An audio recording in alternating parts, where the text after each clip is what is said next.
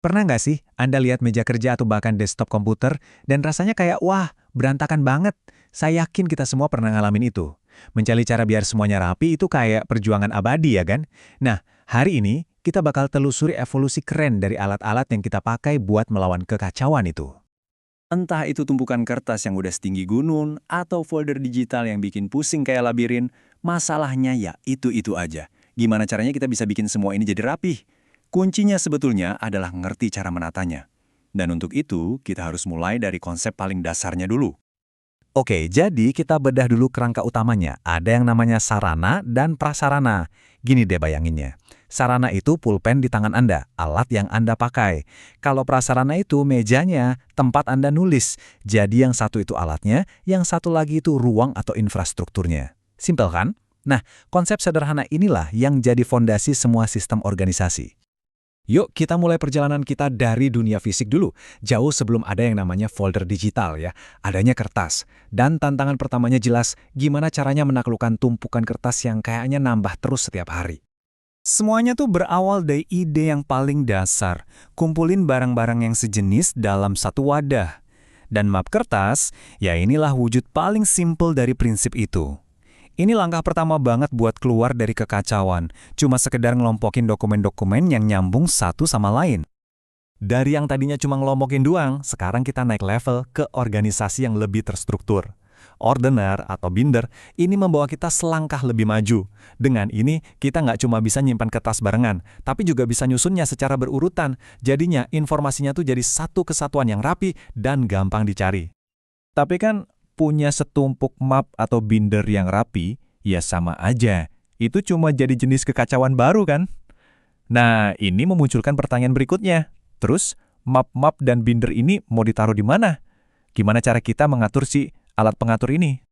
Nah, disinilah pinternya desain berperan. Map gantung ini adalah sarana yang jenius karena dari awal memang dirancang buat jadi bagian dari prasarana yang lebih besar. Lihat deh, pengait kecil di atasnya itu kuncinya.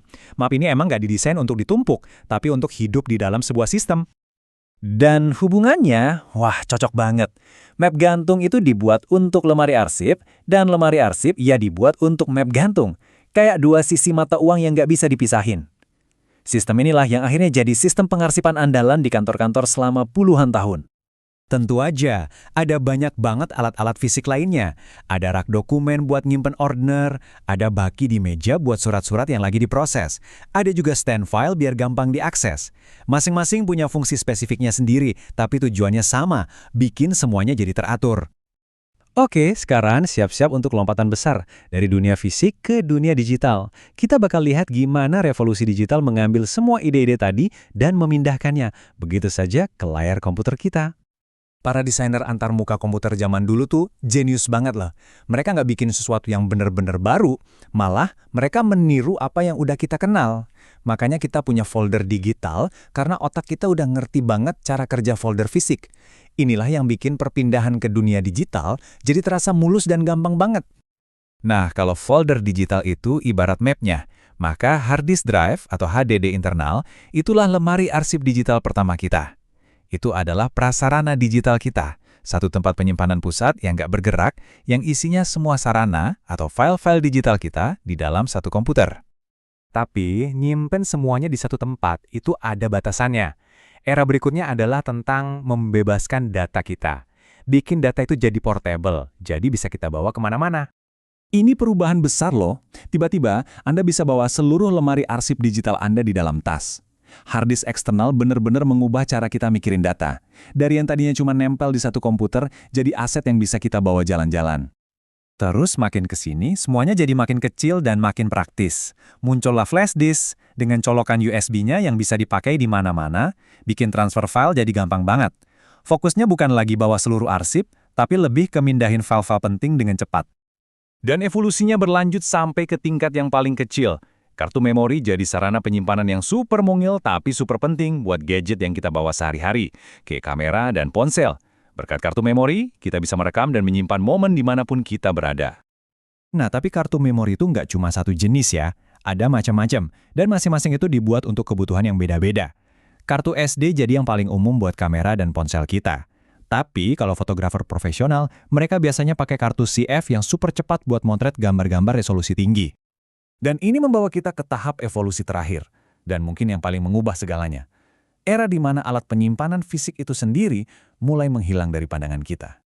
Kutipan ini pas banget buat ngegambarin perubahannya. Dengan penyimpanan cloud, prasarananya, yaitu server-server raksasa di antah berantah, itu sama sekali nggak kita lihat. Kita nggak perlu lagi bawa-bawa alat. Data kita sekarang ada di mana-mana, sekaligus nggak di mana-mana.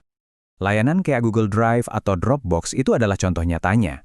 File Anda nggak lagi cuma ada di satu gadget. Mereka hidup di awan, bisa diakses dari HP, laptop, atau komputer manapun selama ada internet.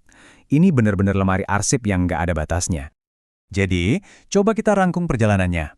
Kita mulai dari map kertas sederhana, terus kita bikin lemari arsip buat wadahnya. Sistem itu kita tiru di komputer dengan hard drive. Lalu kita bikin jadi portable pakai USB dan kartu SD. Dan akhirnya, kita bikin semuanya jadi nggak kelihatan dengan cloud. Perkembangannya luar biasa banget ya, dan semua ini terjadi cepat banget. Tapi, di balik semua perubahan teknologi ini, ada satu hal yang nggak pernah berubah. Prinsip dasarnya.